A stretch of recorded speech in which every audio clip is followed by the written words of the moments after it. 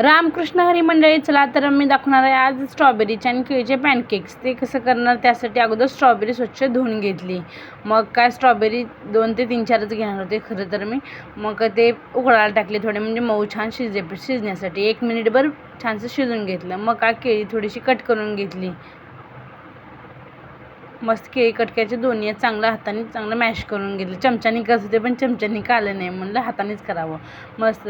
त्यामुळे छानसं मॅश करून घेतलं. त्यानंतर 2 चमचे गव्हाचं पीठ टाकलं आणि 1 चमचा ड्रायफ्रूटची पावडर टाकली.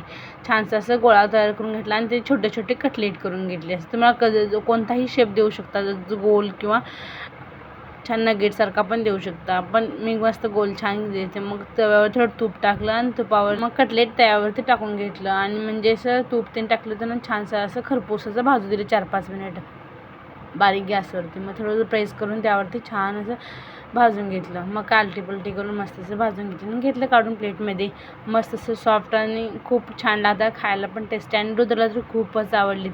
तुम्हाला हे कसे वाटले नक्की कमेंटमध्ये सांगा. व्हिडिओ आवडल्यास लाईक, शेअर, सबस्क्राईब करायला विसरू नका. तोपर्यंत बाय.